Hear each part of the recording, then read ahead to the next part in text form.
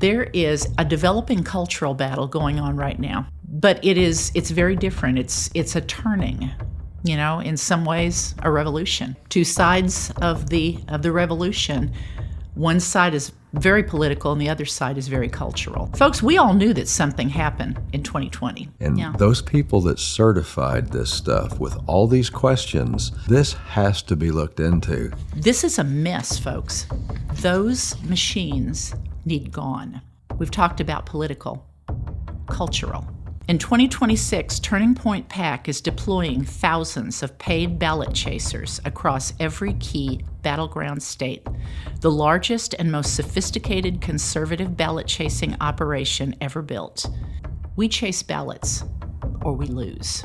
We join with the next generation, or we lose. People on the woke right. When Rush Limbaugh died, I cried for weeks. Whether he's there or not, his mission lives on. He lives on in me because I know who I am. If it were not for Charlie Kirk, I don't know that Trump would have got in. To put the past behind us and move forward. So make up your mind, folks. Are we going to lose or are we going to win? Things are never going to be the same after Charlie's not there, but his mission lives on. Welcome, everyone, to the Patriot Project on Mugwump Media. Thank you all for joining us again today. Kevin, between the voter integrity stuff, man, it has been flooding in since about the 28th of January. But there's also, it's not just that, long-time stuff that has been brewing for, ever since 2020. But also, there is a developing cultural battle going on right now in the country. But not just in the country, it's around the world. It's amazing. A lot of deceit, a lot of exposure, and the exposure brings, it gets overwhelming sometimes how much we didn't recognize and didn't know was going on. And the more we learn, sometimes it's hard to not get discouraged. But you know what? The more we know, the more responsibility we have. So we better not get discouraged. We better just step up. And as I've said many times, everything hinges on what the church does now. So if we as a church don't step up, I guess we'll just continue to drift back into what we know shouldn't be. We've got an opportunity now, and we better take advantage of it. Yeah. Well, and even though the stuff that you're going to hear this evening is a little bit horrifying, it's actually good because it's stuff we already knew, and it's just being validated before our eyes right now. Plus, we've got the SAVE Act. There's going to have to be some battling and some wrangling, I'm telling you. Anyway, it is becoming pretty apparent that, folks, there's a war going on. And sometimes folks in our business will come in and visit with us, and what we always tell them is it's not a war like a traditional war. So far nobody's pulled out the guns and started shooting at each other, thank God. But it's very different. It's a turning. In some ways, a revolution. It really is. And I think it's up to us and up to the good Lord above and how much we follow him as to which way it turns. I really believe that. And like Kevin always says, the church has got to stand up. It's time now. If we don't stand up now, when will we? We've got to quit avoiding conflict. If we're going to stand up and represent Christ, there is going to be conflict. And it's amazing how many people are still just kind of holding back, thinking we can get by without there being any problems or any hard discussions. It's time to just really, we need to go ahead and be honest, be truthful, and what Charlie said, pick up a mic. It's time to start speaking out. Yeah, no, for sure. So anyway, two sides of the revolution. One side is very political and the other side is very cultural. We're going to address both this evening. Now, first the political. Now, folks, we all knew that something happened in 2020. It was pretty apparent that it did. And all of us have been waiting and listening after the 2024 election. Thank God Trump got in. With all his warts and flaws, thank God he got in. The bull in the china shop. Mm-hmm. We need more exposure. We need a wrecking ball. Mm-hmm. But it took a year. But when it started to break loose, we were actually in a warmer climate hanging out. That was on January 28th. That was a Wednesday.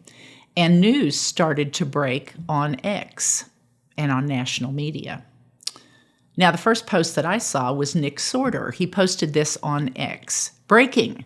The FBI has just executed a search warrant at the Fulton County, Georgia election headquarters, pretty much ground zero for voter fraud in the 2020 election, along with several other states, which stuff's going on there too. Per Fox News, he said, this raid is related to the 2020 election. This is going to get interesting. Not long after that, the next day, Thursday, reporter Emerald Robinson is her name, posted on X on Thursday, January 29th. Breaking. Federal investigators have found massive alterations to Dominion voting machines that were secretly inserted after the certification process was complete. And I'm going to read you something that actually kind of proves this out. This was just released the 10th, February 10th. This was the 29th of January when she wrote this. There were some things that were done after the election, some crazy stuff, which I'm going to tell you about. On average, about 500 illegal DLL files have been found on these confiscated machines. That means certification was invalid. And folks, just so you know, there has been a push over the last several months. Missouri, and I'm going to read you just a little bit about that. Missouri had two of our the county clerks, I believe, had two county clerks in two counties, McDonald and Jasper, I believe, that were approached by the ODNI, National Intelligence, and they were asked to see some of the voting machines. And did you know, Kevin, that in the red state of Missouri, they refused? Now, one has to ask why they refused. But anyway, we'll talk about that here in just a little bit. Another post, the SCIF posted that same day. It reposted something from Real America's Voice. 16,000 votes were certified in Fulton County, Georgia, which have no ballot images. If they have no ballot images, they have no ballots. This is just the tip of the iceberg of why they're panicking in Fulton County. They know they're cooked. We'll see, won't we? I waited. I was watching the news feed, and I saw various things that came out about it. The 10th, which would have been yesterday, this came up on my email. You guys know I love the Epic Times. I think they're wonderful. They're a good blend. They will tell you things that you want to know and stuff you don't want to know too. They're pretty truthful. This was the article. FBI says Georgia search warrant was based on substantiated 2020 election irregularities. And keep in mind, this has been, a week and a half, 2 weeks now? And it says the statement came in a newly disclosed FBI affidavit filed for a warrant to search a Fulton County, Georgia election office last month. And I've got some of the details. I purposely waited until this came out, whenever they said that they were releasing some of the reasons and releasing what they had found. Anyway, from yesterday, the 10th, the FBI says it has substantiated irregularities in how votes were tabulated after the 2020 presidential election in Fulton County, Georgia, according to an FBI official's search warrant affidavit that a court unsealed on February 10th, so just yesterday. So in other words, there were some things that were proven to be substantial. President Donald Trump has long stated that election improprieties in the state contributed to his loss in Georgia in the 2020 presidential election. Last month, when discussing the 2020 election, Trump said that people will soon be prosecuted for what they did. And he didn't elaborate. Folks, they had a case against him, or they wouldn't have moved. Tulsi Gabbard is smart, and she showed up herself. There was a lot of speculation when she showed up on the scene. They hauled off like 3 trailer loads of stuff. It says here roughly 700 boxes of material related to the election were carted away by the FBI as part of its investigation. And they were there for 12 hours. They were scouring that place, Kevin. They hauled a lot of stuff out. Yeah, they did. We saw the trailers they hauled off. Now, the way that they got this affidavit, this didn't come about willy-nilly. They had been working on this. This started right after the election. It has taken this long for it to work its way through and to actually be in an administration that would carry it through. Biden wasn't going to do anything about it, obviously. The FBI filed the affidavit with the U.S. District Court for the Northern District of Georgia after U.S. District Judge J.P. Boley directed the federal government to file warrant-related material with the court by February 10th. So that was the go-ahead. All right, go ahead, get it filed. Boley made the order in response to a motion filed by Rob Pitts, chairman of the Fulton County Board of Commissioners. Now, this tells what was substantiated. The affidavit filed by FBI Special Agent Hugh Raymond Evans provides an inventory of items he alleged were related to violations of two sections, Section 20701 and Section 20511 of Title 52 of the U.S. Code, and this took place after October 12, 2020. And of course, Election Day that year was November 3rd. We all will never forget November 3rd, 2020.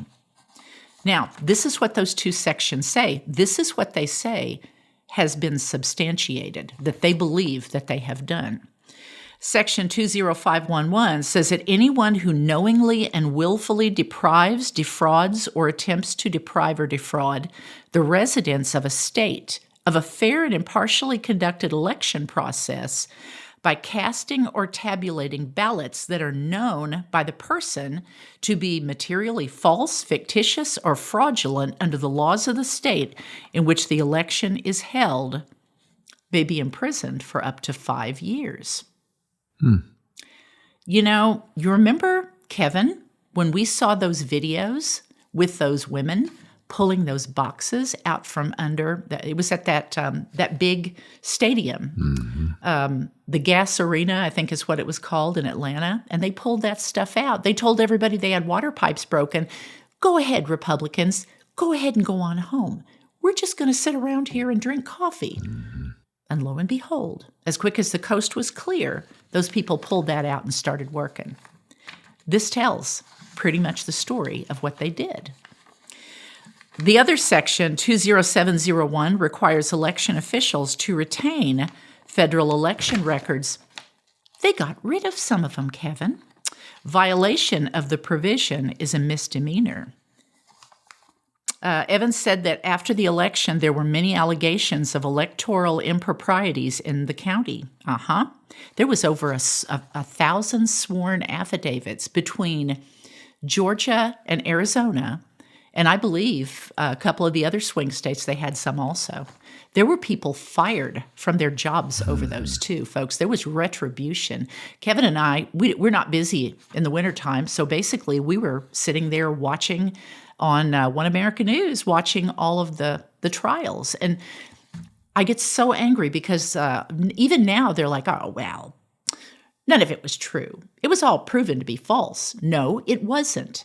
I don't know if they were threatening those judges or if they were paying them off. I don't know what was going on, but I do know that the only thing that was actually proven was judges standing up and saying, nope, we're kicking this out of the court because you have no standing.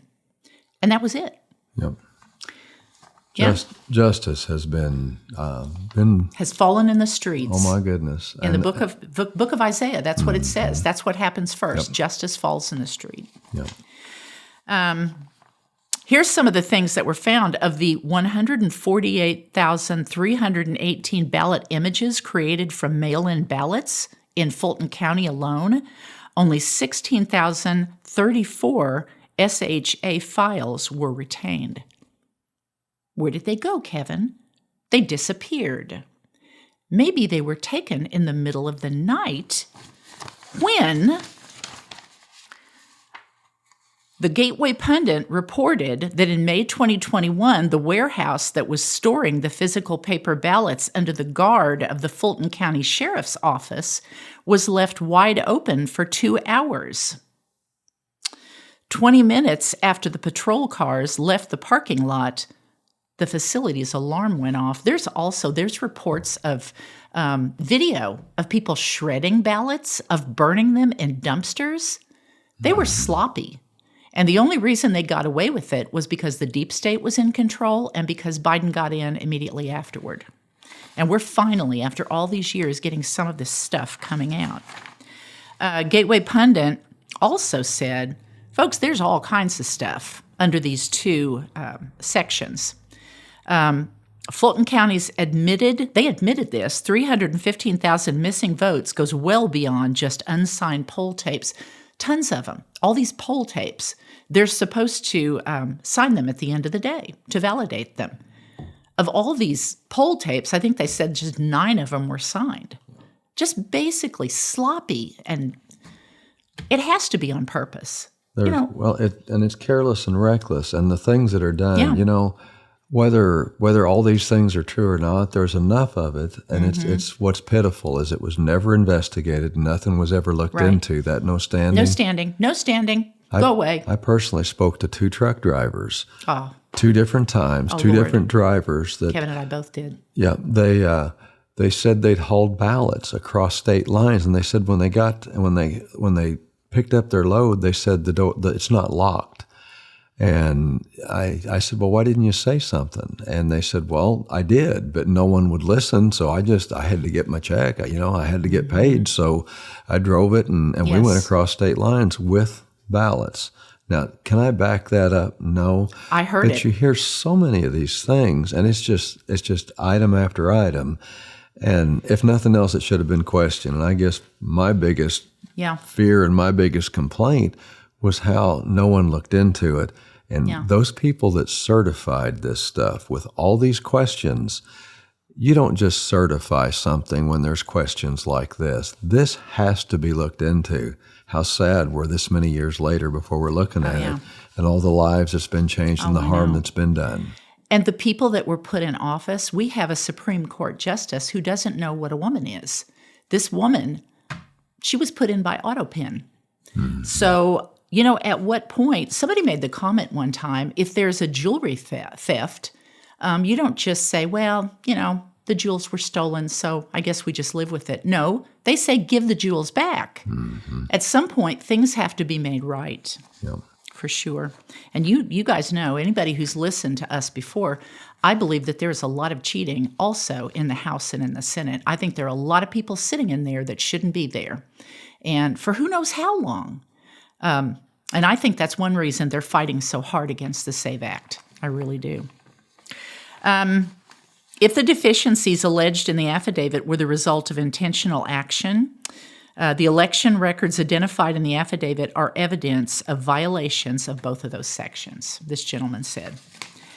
So, absolutely crazy. In December 2025, the U.S. Department of Justice filed suit against Fulton County seeking voting records from the 2020 election. So, as soon as they were able to, they filed suit, December 2025. Fulton County, this was another article from Gateway Pundit. Fulton County short by over 40 boxes, according to the affidavit. 40 boxes of stuff. What did they do with it all? Maybe it got burned up or put in the leaf chipper, the wood chipper, who knows? And every vote matters. Yeah. This is too important. Of course, the Director of National Intelligence, Tulsi Gabbard, is awesome. And just so you know, there are, like I said, other states, there are other places that are complaining with this same stuff with those machines. Gateway Pundit also reported on the 6th of February, just recently. This was a claim that came from Reuters. Reuters and AP are pretty liberal, but yet they are held up as high standards. Their sources are very seldom ever questioned. Well, according to Reuters, they claim that the Office of D&I investigated Puerto Rico election machines for claims that Venezuela had hacked voting machines in the U.S. territory. This was confirmed through a source with direct knowledge in May, and so they confirmed it.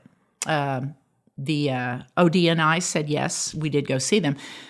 There was evidence of foreign involvement discovered, but they stopped short. They would not say specifically countries that they believe were involved.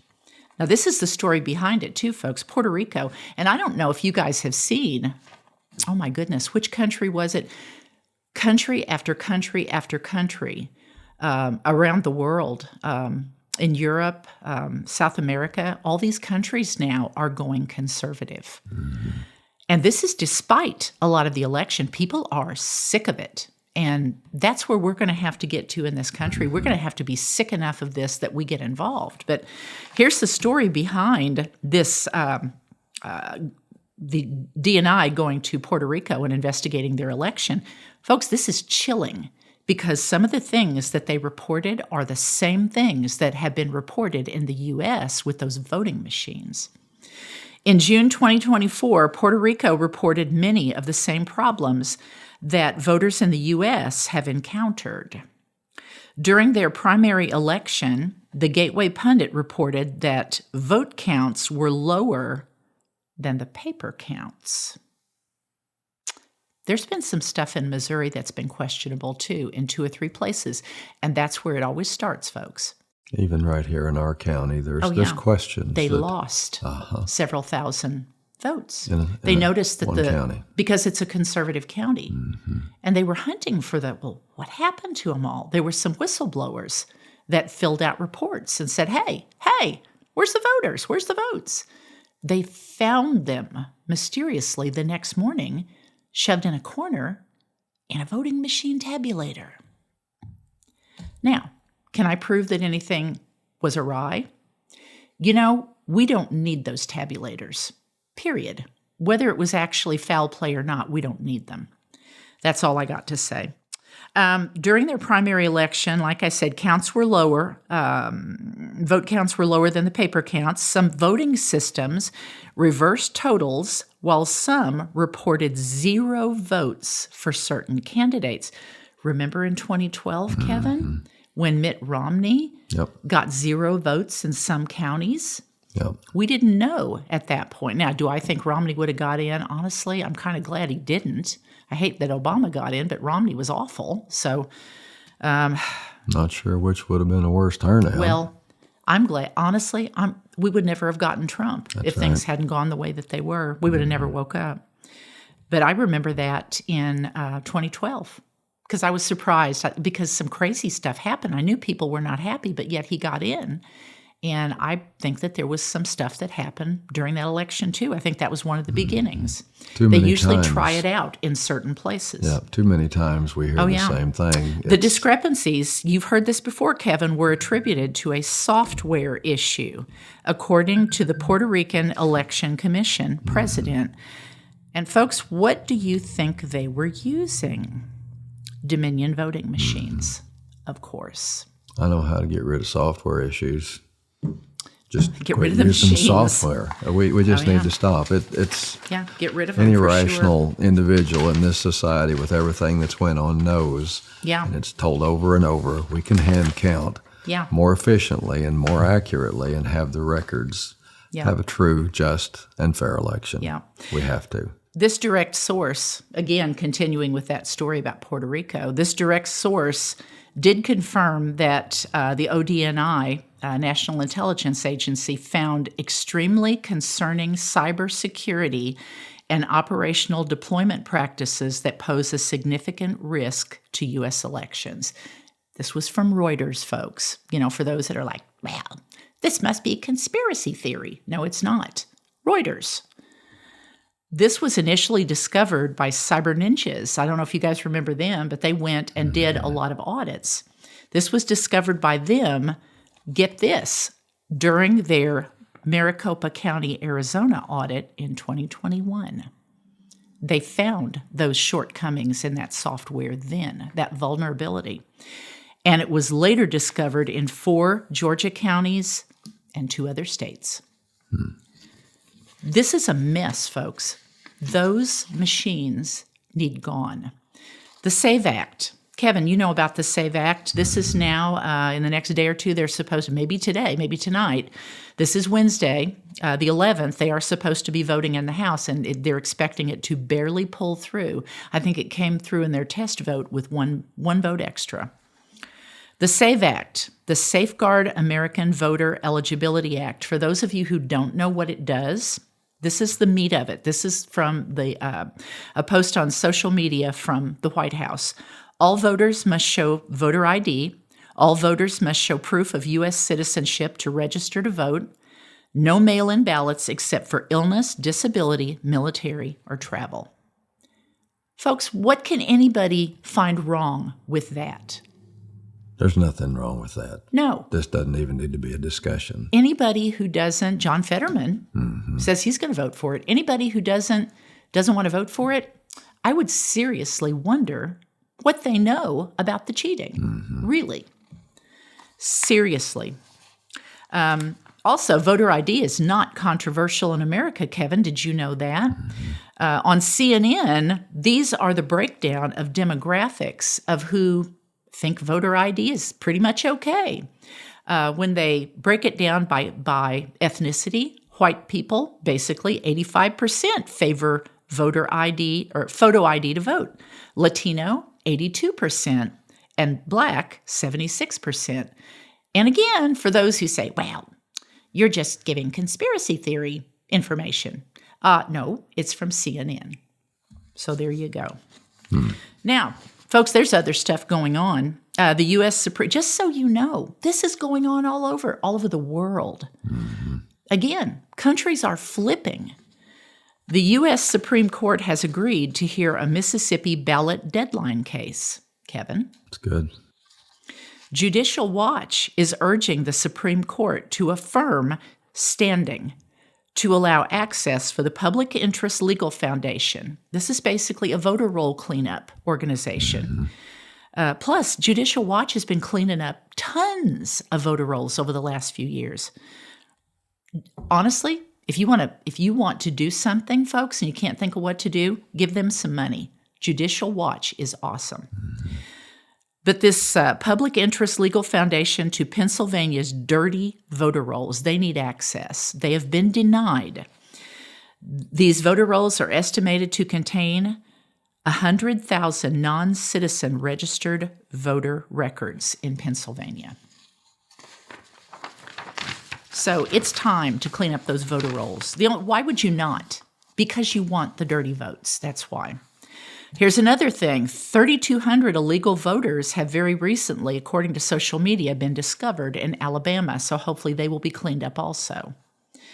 Saturday, the 7th, CNS News on social media, Georgia is set to reform voting system to prioritize paper ballots hand counting ahead of midterms. I'm telling you, folks, there is velocity behind this movement. We just got to stand up and speak up and know the truth. Just because you want voter ID, just because you want the SAVE Act, the filibuster is going to have to go too, because all these people who are in there sitting around thinking, well, we really need those votes, they need to go too. A lot of them should not be in the House and the Senate. Now, we've talked about political, cultural. Saturday, I saw this on Facebook. Turning Point PAC, the action arm of Turning Point.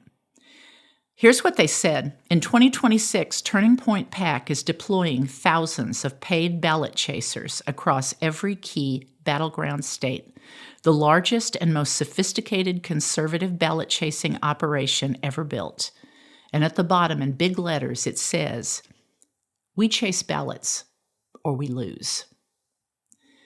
Now, I'm going to speak specifically to people on the woke right. There are so many people right now that are so against. I've heard people that I know that are saying, well, Turning Point has just lost its edge. We don't like Erica Kirk. We think she's a bad person. And we really don't like Tyler Boyer or that Colvett guy. And we don't like the fact that Charlie's not on his show anymore. You know what? When Rush Limbaugh died, I cried for weeks, maybe months. And I finally came to the realization that whether he's there or not, his mission lives on. He lives on in me. Something was woke up in me.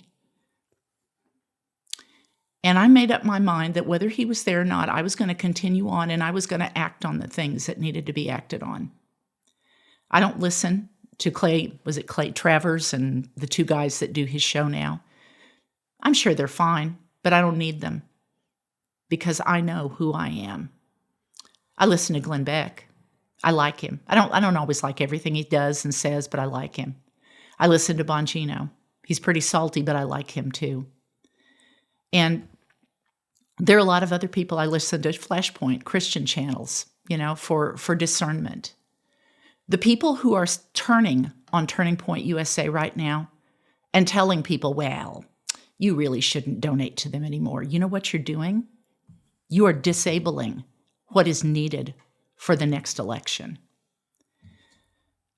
If it were not for Charlie Kirk, I don't know that Trump would have got in. If it were not for him going to the colleges, and they're going to continue doing that, and they will continue working. I trust that Charlie knew what he was doing when 2 years out, Erica said 2 years out, the plans are all there for the growth of that organization.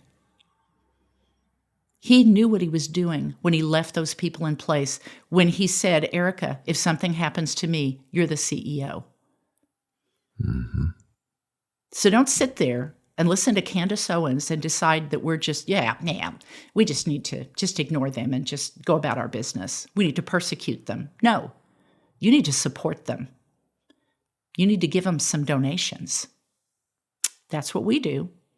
Because what this says, we chase ballots or we lose. We join with the next generation or we lose. So make up your mind, folks. Are we going to lose or are we going to win? Things are never going to be the same after Charlie's not there, but his mission lives on.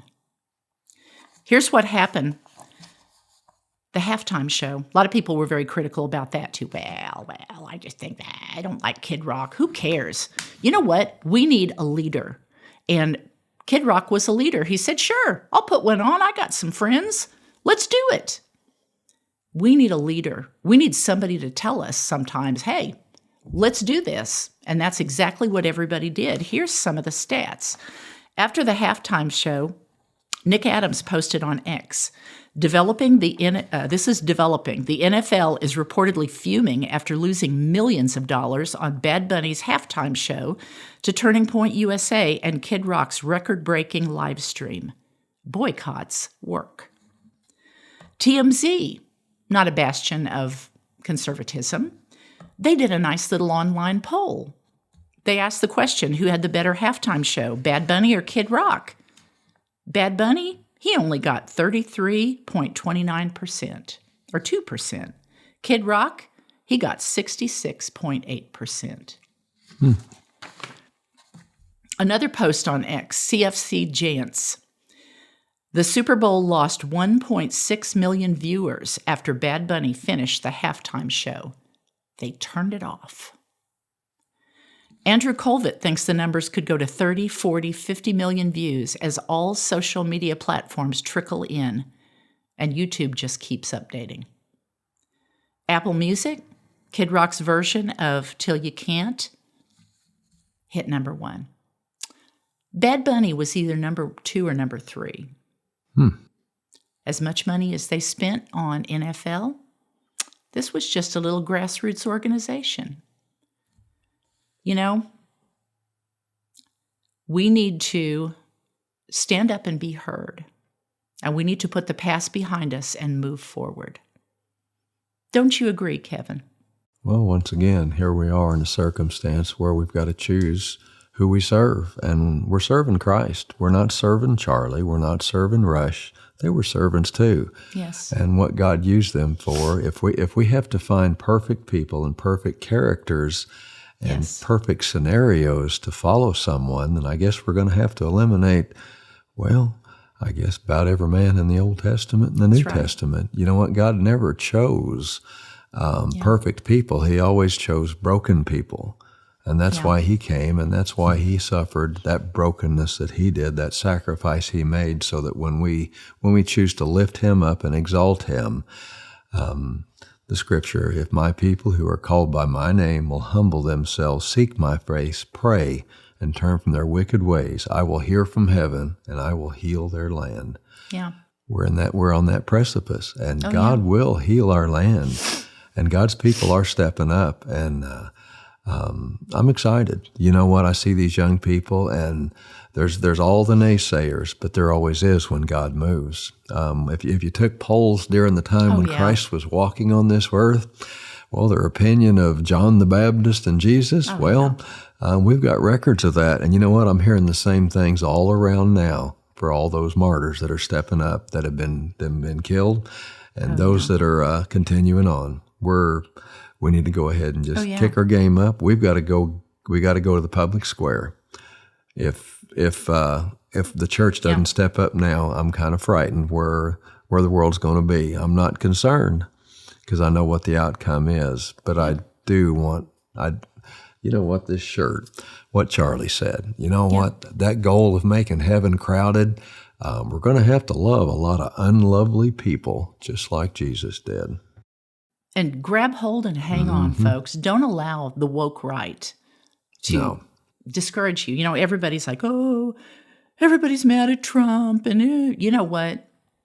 I don't think that's true either. I think they're discouraged the way that things are going with the SAVE Act and everything. But I seriously think they're going to have to come up with a way to get it to pass in the Senate, and hopefully the filibuster will be it. But I think they're just kind of discouraged with things that have been, this has been a rough year for everybody financially. And I think once things get better financially, which it will, I think things are going to perk up. And the reason I believe that they're not sick at MAGA or angry at MAGA is CNN had another poll. People who view MAGA favorably 2 years ago, 74%. Now, 78%. This was GOP. GOP who view Vance favorably a year ago, 81%. Now, 84%. I'm telling you, I don't think we're losing ground at all. I think they try to tell you that we are. I think it's just time to recalibrate, and I think things are going to get better, for sure. Time to start working together. Yeah, for sure. Well, folks, thanks for joining us again today. I'm stammering this afternoon, Kevin. Make sure that you like, share, and subscribe. You stammer well. Sometimes. Make sure that you like, share, and subscribe. Pass the good news on, always, folks. Come back and join the conversation again next week, too. And, bring somebody with you. Tell them about us. Pass it on. We're hoping to get a podcast cast together with a mystery guest. You are going to like this mystery guest. Yeah, she just sent me a text a few minutes ago. That's why I had to shut the phone up. But it's going to be good. You're going to be very interested. They say, oh, it's tradition. It has to remain. Wait till you hear. It needs to be gone, especially the zombie filibuster. It's ridiculous. The Senate has a history of dysfunction. I'll just say that. So nothing has really changed. And of course, why the time has come to ditch it. Hopefully we'll talk about that. Whatever the conversation we have, though, folks, you can always be sure that we're going to do our very best to keep you informed, inspired, and folks, always stay independent. God bless.